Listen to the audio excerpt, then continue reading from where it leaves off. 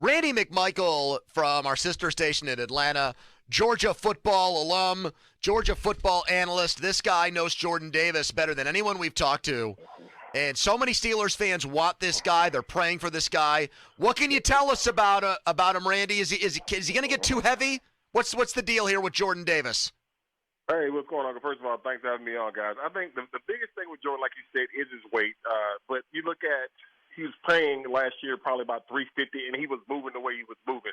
I think the biggest thing with the weight more than anything is the stamina part of it and him being able to stay on the field. Like when I saw him on TV at the Combine, I barely recognized him. Now, don't forget, Jordan's a big man regardless of what weight he is. But, I mean, the guy can do it all. He controls that interior, those guard center gaps. He controls them. Like, you can't move him. And the biggest thing with him, I think a lot of people are looking at, is can he be a three-down player? And because at Georgia, when you look at how Kirby rotated everybody in the defense rotated. Nobody played more than 60% of the snaps outside of maybe Lewis seeing the safety. But other than that, they all rotated. So you really didn't get a chance to see a lot of it. But I think he's going to be a hell of a pro because he does, like, so many of these players are comparable. There's nobody comparable to Jordan Davis in this draft. Randy, we're talking about Davis, and we're hearing occasionally the Steelers connected to Devontae Wyatt. Which of those two guys do you like more as a pro prospect? Wow. I think because I love Devontae Wyatt because I think he's a natural three technique that can get off the ball and do different things. And he just has that quick first-step burst that allows him to be disruptive in there. And I think he is definitely a better pass rusher than Jordan Davis is. So if I had to take it, I still would take Jordan because he can do certain things that nobody can do. But you can't go wrong with Devontae Wyatt because the young man, he was probably the most unheralded one of that group that nobody really talked about because you got Walker, you got Davis, you got Nakobe Dean, and all those guys. But he was that rock. He was that solid guy that, you know what, he was always where he was supposed to be, and he is a very dominant and physical type player. Randy McMichael, Georgia football analyst from our sister station in Atlanta, 92.9 The Game. Okay, so can they block? So Davis, as a run stuffer, as a guy that comes out there and stops the run, how good is he, Randy? He is elite. That's what I'll tell you right there. Jordan Davis is an elite run stuffer. You put him there with Tuitt and Hayward, you got something going right there. If you're talking about wanting to be one of the best run defenses in football, I mean, the young man, like I was saying earlier, he controls the gaps where the guards are, right there where the center, and I'm talking about it's going to take all three of them to move. So if you want to talk about happy linebackers behind him, they will be happy to have a big guy like that in front of them. Okay. Randy, so the other thing is you said that Wyatt is definitely a better natural pass rusher than Jordan Davis. What kind of capability do you think Davis has to pick up pass rushing, to add that to his repertoire once he gets to the pros? Is the raw material there to do something like that for him? I think it is because, like I said, like the one thing with Kirby, and I was talking about him, is it irritates me being a dog that he plays too many daggone people. Like, why are you putting this guy in? And we got all these good people. He likes to rotate guys, and so Jordan wasn't asked to do a lot of that, you know. And so it's one of those things where you've seen the capabilities because you've seen him rush the pass. If you watch that Clemson game and you watch how he was pushing that pocket into DJ's lap.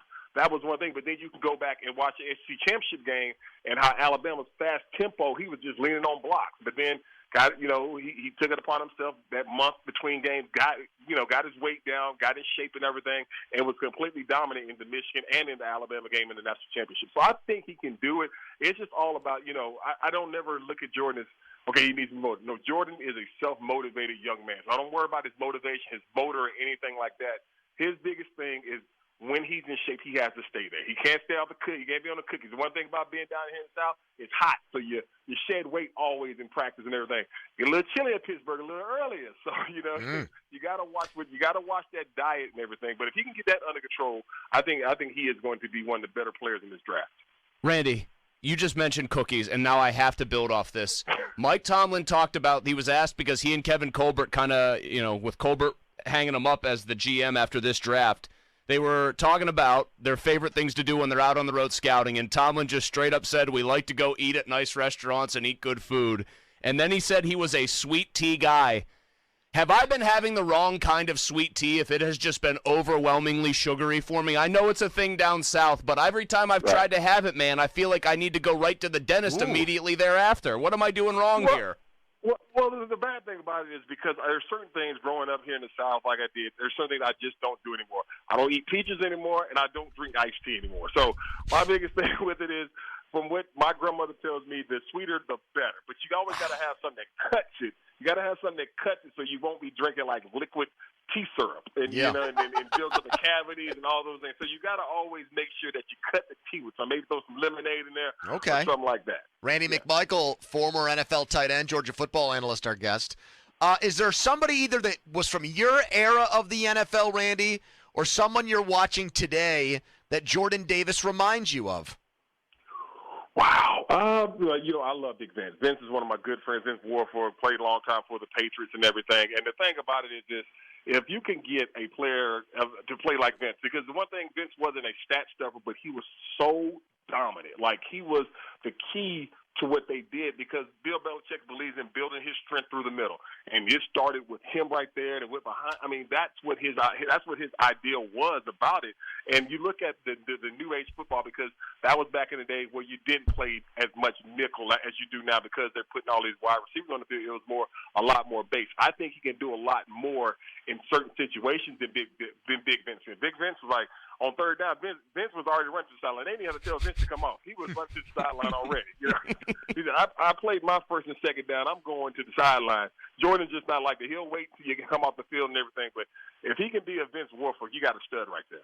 Randy, since the Steelers have been mentioned, they've obviously been tied to quarterbacks. They've been tied to defensive linemen. I think if I had to rate Pittsburgh's people's choice here for the number one pick that they're going to make at 20 overall, it would be Jordan Davis.